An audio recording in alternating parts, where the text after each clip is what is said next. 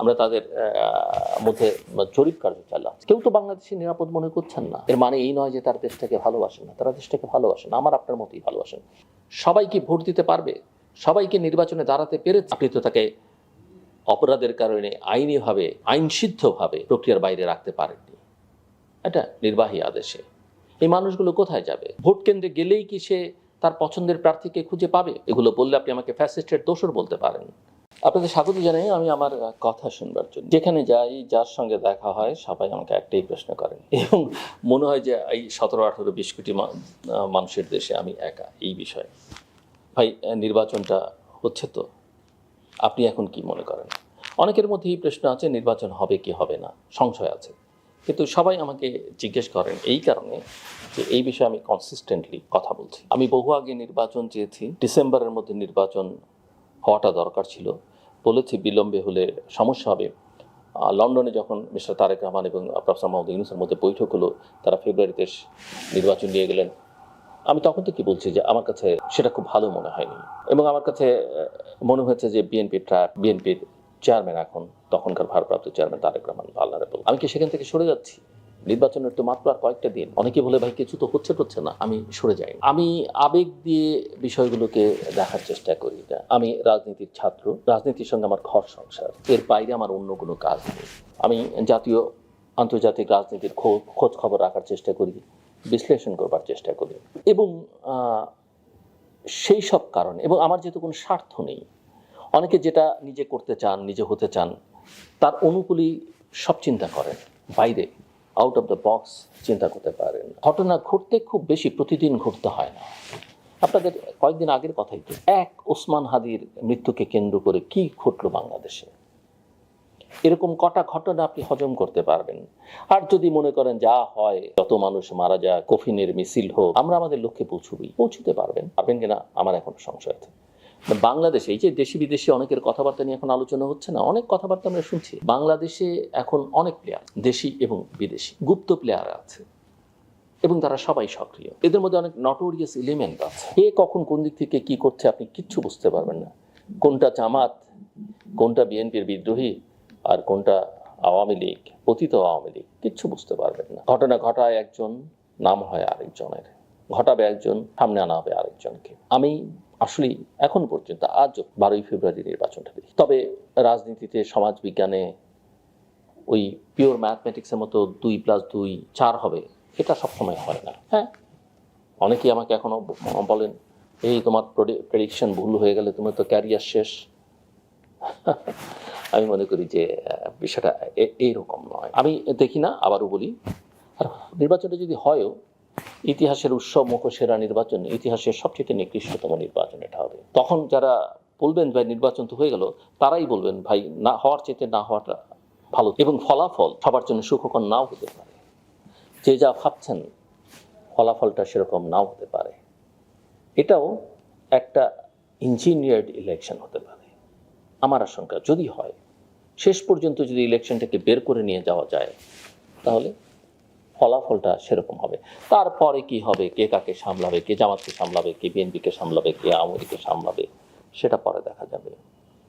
এবং বাংলাদেশের রাজনৈতিক অঙ্গনের অস্থিতিশীলতা আরও বাড়বে, এবং সেটা বাংলাদেশের নিরাপত্তা সংকটকে আরো গভীর করে তুলবে। একটা দেশ, যেই দেশের জনসংখ্যার সিংহভাগ নারী, যেই দেশে পুরুষ আর নারী ভোটার প্রায় সমান, নারীর অংশগ্রহণ কোথায় আছে? একদম নাই। জাতীয় ঐকমত্য করা হলো, কমিশন হলো, নারীর অংশগ্রহণ দেখেছেন? নাই। বাদ দেন, দিলাম বাদ, নারীরা এমনিতেই সফট, সহনশীল, অনেক ত্যাগ স্বীকার করতে চান। বাংলাদেশে যে এই যে বিভিন্ন আরো কতগুলো ধর্মের মানুষ আছে, হিন্দু, বৌদ্ধ, খ্রিস্টান, অন্য ভাষায় কথা বলা মানুষ আছে, আদিবাসী না বলতে চান তারা নিজেরা বলতে চায়, আপনি তাও বলতে দেবেন না। আমি সেই প্রসঙ্গেই গেলাম না। ক্ষুদ্র নৃতাত্ত্বিক জনগোষ্ঠী বলেন, উপজাতি বলেন, যা খুশি তা বলেন, পাহাড়ের মানুষ বলেন, সমতলের মানুষ বলেন, তারা অন্যান্য সম্প্রদায়, যে দলিত সম্প্রদায়, বেদে অল্প অল্প লক্ষ লক্ষ মানুষ, আমি তাদের সঙ্গে ঢাকার বাইরে কথা বলছি, আমরা তাদের মধ্যে জরিপ কার্য চালাম। কেউ তো বাংলাদেশে নিরাপদ মনে করছেন না। এর মানে এই নয় যে তারা দেশটাকে ভালোবাসেন না, তারা দেশটাকে ভালোবাসেন, আমার আপনার মতোই ভালোবাসেন। ভালোবাসায় কারো একচেটিয়া সম্পত্তি নয়। এই যে লৈঙ্গিক বৈচিত্র্যের যাদেরকে আমরা হিজড়া বলি, এটা বলি, ওটা বলি, তৃতীয় লিঙ্গ বলি, তারাও, এরা কিন্তু অনেকেই আমাদের মুক্তিযুদ্ধে অংশ নিয়েছেন। এই যে সাঁওতালরা, মারমা বলি, গারো বলি, সবার ভূমিকা আছে। কিন্তু এরা, আমরা যেটা দেখতে পাচ্ছি যে, এবং ঘটনা তো ঘটেছে, গত 17 মাসে তাদের উপরে অনেক অত্যাচার নিপীড়ন হয়েছে। আগে যে হয়নি এই কথা বলছি না আমি, কিন্তু অগাস্টের পরে 24-এর পরিস্থিতি ভিন্ন হবার কথা ছিল, হচ্ছে না। এরা কি ভোট কেন্দ্রে যাবে, যেতে পারবে? ভোট কেন্দ্র থেকে বাড়িতে ফিরতে পারবে? ভোটের আগে বাড়িতে নিরাপদে থাকতে পারবে? ভোটের পরে থাকতে পারবে?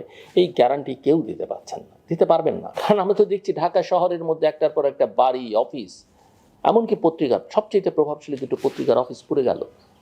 কেউ কোনো নিরাপত্তা দিতে পারেননি। তো পরে আপনি সহানুভূতি, দুঃখ প্রকাশ এগুলো করতে পেরেছেন, থামাননি, থামানোর চেষ্টা করেন। দেশে এতগুলো সংখ্যালঘু রিলেটেড ঘটনা ঘটলো, প্রধান উপদেশে বিবৃতি দিয়ে বললেন এর মধ্যে মাত্র অল্প কয়েকটি সাম্প্রদায়িক কারণে গেছে। আমার কথা হচ্ছে, সাম্প্রদায়িক কারণে হোক বা যে কোনো কারণে এই ঘটনাগুলো ঘটলো কেন, ঘটবে কেন, ঘটলে তার প্রতিকার কি হয়েছে?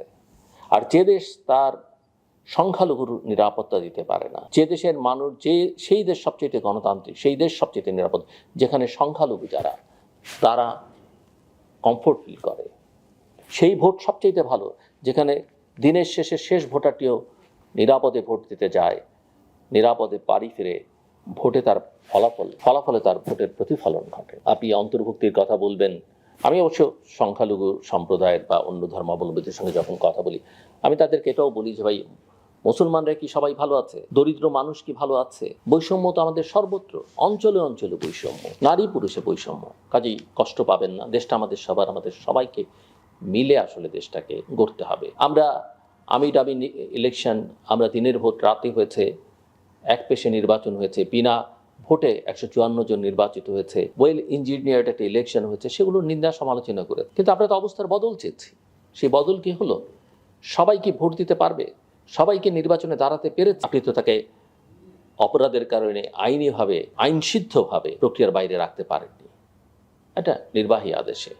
এই মানুষগুলো কোথায় যাবে? ভোট কেন্দ্রে গেলেই কি সে তার পছন্দের প্রার্থীকে খুঁজে পাবে? এগুলো বললে আপনি আমাকে ফ্যাসিস্টের দোসর বলতে পারেন, কিন্তু আম সরি, আমি দোসর না।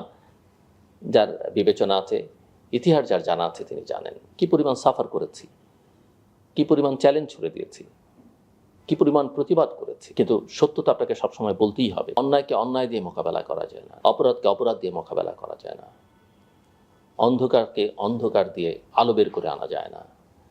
এ কথা আমাদের সবাই মাথায় রাখতে হবে। আমি দেখি এক ভয়ঙ্কর সংকটের মধ্যে আমরা, এই সংকট থেকে কিভাবে উত্তরণ হবে আমি জানি না, তবে উত্তরণ জরুরি। এবং আমি বিশ্বাস করতে চাই, এবং আমি বিশ্বাস করি বাংলাদেশের মানুষ নিশ্চয়ই তার লক্ষ্যে পৌঁছবে। 71, 90, 24 বারবার মানুষ দেখেছে তাদের শক্তির কাছে সবাই পরাজিত। আবারও এই অশুভ শক্তি পরাজিত হবে বাংলাদেশের মানুষের কাছে। আমার কথা শুনবার জন্য অসংখ্য ধন্যবাদ। আপনার সবার জন্য।